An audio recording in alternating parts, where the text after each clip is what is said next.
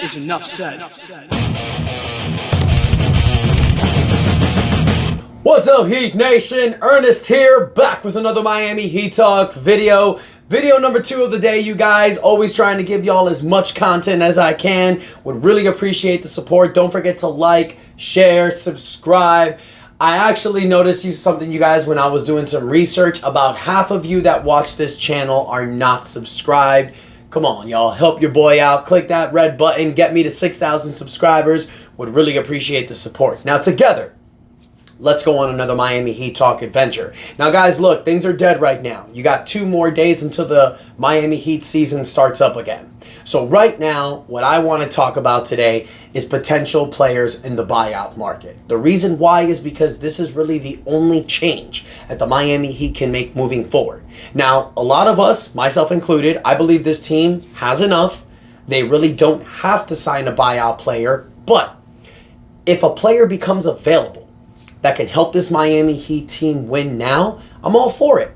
You're going to have to release a player to make space for one of these buyout players. The Heat space is full after the trade we made for Jimmy Butler. But you can release some players to open up a space for somebody else. And it's like I mentioned in the video earlier today. If you haven't seen it, go check it out. I did a video earlier today about the potential of Miami bringing back Kelly Olynyk.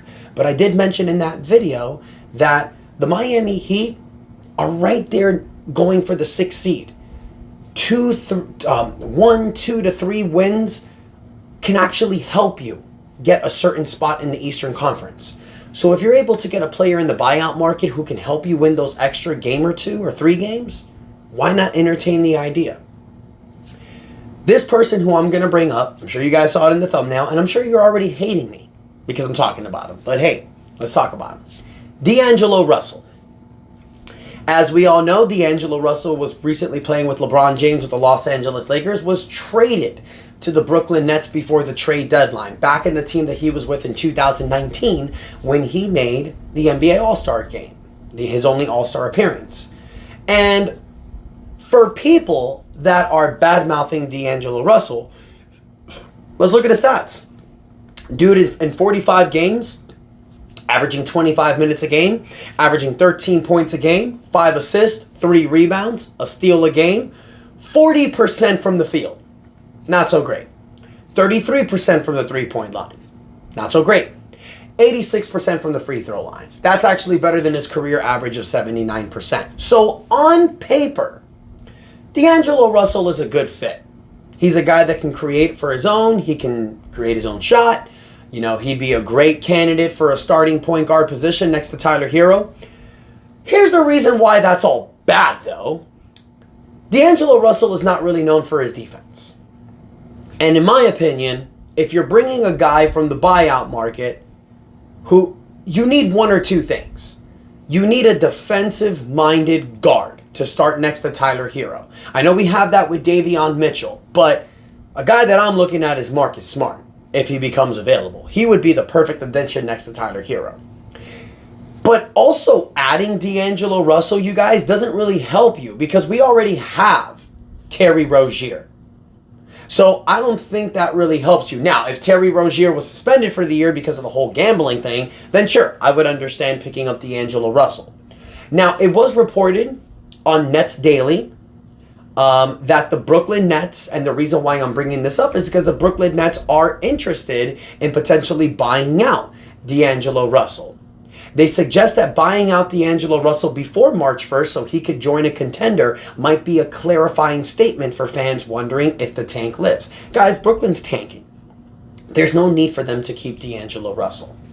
D'Angelo Russell is a guy that can help a team that's trying to make it to the next level get there, whether they're contending for a title or whether they're trying to get out of the play-in. So on paper, D'Angelo Russell would be a good fit, but not with this Heat team.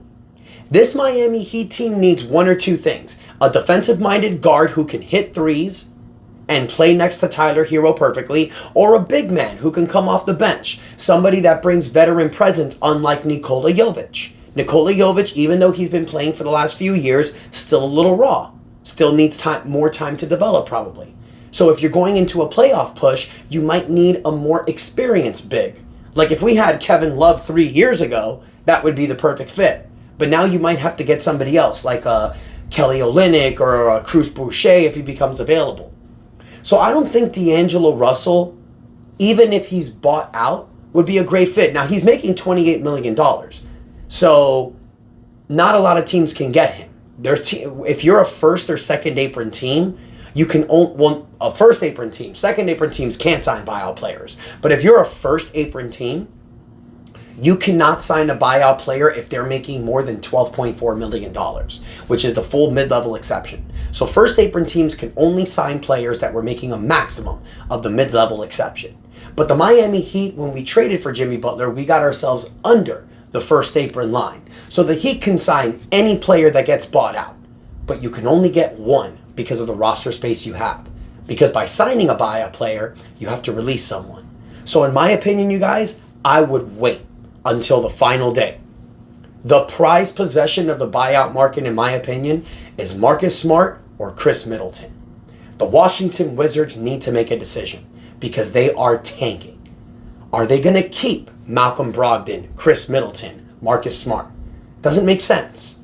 So look for the Washington Wizards to make some of these difficult decisions. And if they do, the Heat need to hold a roster spot for one of these guys. D'Angelo Russell is not a good fit.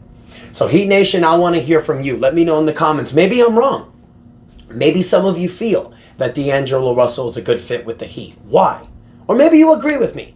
No way I would add D'Angelo Russell in this team, especially the fact that we have Terry Rozier. If we traded Terry Rozier and we had that backup point guard space available, yes, I might entertain D'Angelo Russell. But maybe some of you feel, hell, bring D'Angelo Russell to this team with Terry Rozier, just play the guy that has the hot hand. We can do that. Let me know in the comments what you guys think. Don't forget to like, share, subscribe. We're pushing to 6,000 subscribers. Thank you guys so much for the continued support. Trying to give you guys all the best content I can. Even with this downtime, still want to give y'all content.